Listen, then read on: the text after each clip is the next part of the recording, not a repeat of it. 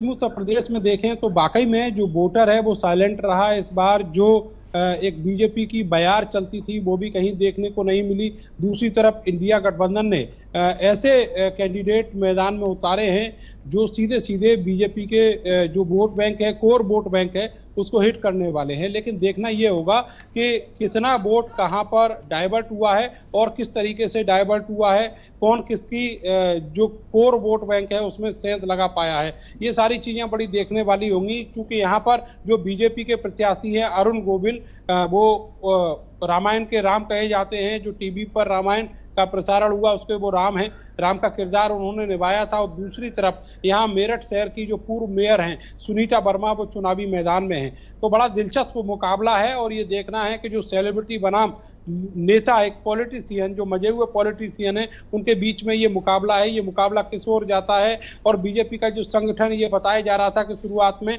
वो बिल्कुल अलग थलग खड़ा हुआ था प्रत्याशी को लेकर, तो वो कितना काम कर पाया है, हाईकमान के आदेश कितना यहाँ पर जमीन पर उतर पाया है, ये सारी चीजें जो हैं वो आज यहाँ पर बिल्कुल अब से कुछ ही देर बाद जो तस्वीर है वो क्रिस्टल क्लियर होने जा रही है। बात करेंगे, हमारे सहयोगी प्रयागराज से धीरेन्द्र भी मौजूद हैं। धीरेन्द्र, अगर बात की जाए तो प्रयागराज में किस तरीके से विपक्ष की रैली में भीड़ बेकाबू हो गई थी, ये भी देखा गया था।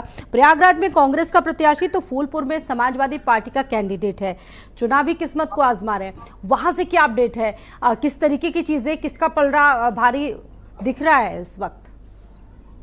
देखिए, जिस तरह से एग्जिट पोल आया है उसको लेकर कहीं न कहीं जो एनडीए गठबंधन के जो प्रत्याशी हैं उनमें खासा उत्साह देखने को मिल रहा है। लेकिन दूसरी तरफ इंडिया गठबंधन के जो प्रत्याशी हैं, जिस तरीके से वहां पर रैलियों में भीड़ उमड़ी है और उनको अपने मुद्दों पर यकीन है कि जिस तरीके से एंटी इनकम्बेंसी फैक्टर है वो काम करेगा और कहीं न कहीं हमको भी इसका फायदा मिलेगा। लेकिन हम बात करें कि अगर दो लोकसभा सीटों पे, पहले इलाहाबाद लोकसभा सीट की बात करते हैं तो पिछले 2 दशक यानी 2 बार से ही वहां पर भारतीय जनता पार्टी के जो सांसद हैं वो सांसद रहे हैं। लेकिन मौजूदा समय में रीता जोशी का टिकट काट कर और पंडित केसरीनाथ त्रिपाठी के बेटे नीरज त्रिपाठी को वहां से टिकट दिया गया है। दूसरी तरफ समाजवादी पार्टी छोड़कर कांग्रेस ज्वाइन किए उज्जवल रमण सिंह, जो रेवती रमण सिंह के बेटे हैं, वो अब उनको इंडिया गठबंधन का प्रत्याशी बनाया गया था। तो ये माना जा रहा था जिस समय वहां पर रैली चल रही थी या जो मतदान हो रहा था तो कांटे की टक्कर जरूर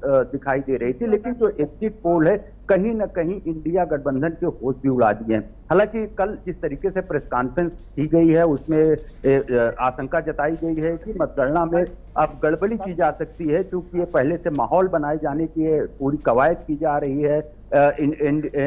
जिस तरीके से सत्ता पक्ष के लोग हैं, तो कहीं ना कहीं अगर इनके पक्ष में नहीं आता है रिजल्ट, तो ये लोग धरना प्रदर्शन या आंदोलन की भी बात कल प्रेस कॉन्फ्रेंस के जरिए लोगों को कहें। तो कहीं ना कहीं अगर जिस तरीके से एग्जिट पोल आया है, एग्जिट पोल के आंकड़े अगर सही हम मानते हैं या जो वो रिजल्ट में कन्वर्ट हो जाता है, तो कहीं ना कहीं इंडिया गठबंधन को एक बड़ा झटका जरूर लगेगा। जिस तरीके से स्थानीय मुद्दों को तवज्जो दिया गया था, तो अगर हम प्रयागराज की बात करें तो बेरोजगारी एक अहम मुद्दा था। जिस तरह से प्रतियोगी छात्र यहाँ पर आते थे और तैयारी करते थे, तमाम परीक्षाओं के पेपर लीक हुए थे। बिल्कुल, पेपर लीक जैसे बड़े मुद्दे, छात्रों में नाराजगी देखने को मिली। और आपने जैसा कि जिक्र किया कि 10 साल का एंटी इनकम्बेंसी जो फैक्टर है वो क्या बीजेपी को नुकसान पहुंचाएगा, बात होगी इस पर आगे भी।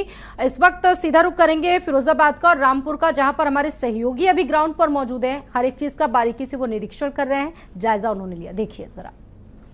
देखिए, फिरोजाबाद में शुकोहाबाद मंडी समिति पर कुछ ही देर में मतगणना शुरू होने जा रही है। फिरोजाबाद लोकसभा को एक नया अपना सांसद देखने को मिलेगा। जनता के बीच में आज तय हो जाएगा कि आखिरकार कौन सांसद होगा फिरोजाबाद का।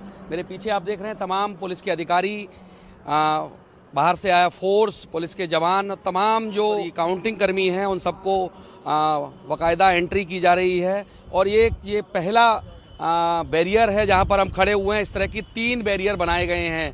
त्रिस्तरीय सुरक्षा घेरे में पूरे काउंटिंग स्थल को कवर्ड किया गया है। ड्रोन से निगरानी की जा रही है। सीओ सिटी इस जो बैरियर है इसके अधिकारी बनाए गए हैं। सीओ सिटी, इंस्पेक्टर दक्षिण, तमाम जो पुलिस अधिकारी हैं वो तैनात किए गए हैं। प्रशासन की मंशा है कि निष्पक्ष और किसी भी तरह की कोई दिक्कत ना हो, काउंटिंग पूरी संपन्न कराई जाए। 14 टेबलें लगाकर 5 विधानसभाओं में यानी कि 70 टेबलों में एक साथ काउंटिंग की जाएगी। साथ ही जो 5 विधानसभाएं हैं उनकी अलग अलग जो काउंटिंग है एक टेबल पर लाने के बाद उसके परिणाम क्रमबद्ध तरीके से घोषित किए जाएंगे। 32 राउंड में ये पूरी काउंटिंग संपन्न होगी। 2053 जो बूथ हैं, जो पोलिंग सेंटर, जो पोलिंग बूथ थे, उनकी काउंटिंग होगी। 11 लाख से अधिक मतदाताओं ने जो वोट किया है उसमें तय होगा आखिरकार कौन बनेगा फिरोजाबाद का सांसद। राहुल उपाध्याय के साथ मैं जितेंद्र शर्मा, भारत समाचार, सत्यमेव जयते। जहाँ पे काउंटिंग हो रही है उनकी सुरक्षा व्यवस्था सुनिश्चित करेगी।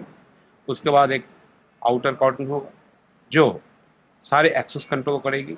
हार्डली इसके अलावा एक एक्सटर्नल आउटर पेरिफेरी होगी जिसमें इंश्योर करेंगे सारे वेहिकुलर मूवमेंट जो भी रिस्ट्रिक्शंस है प्रॉपर्ली इम्पोज्ड है। इसके अलावा मल्टी लेयर सुरक्षा लगाए गए हैं। Different type of forces deployed हैं। CISF की कंपनीज डिप्लॉयड है। हमारी उत्तर प्रदेश PAC अलग से डिप्लॉयड है। इसके अलावा हमारे special QRT teams, cluster mobiles, ये सारे अलग अलग किस्म के टीम्स डिप्लॉय किए गए हैं।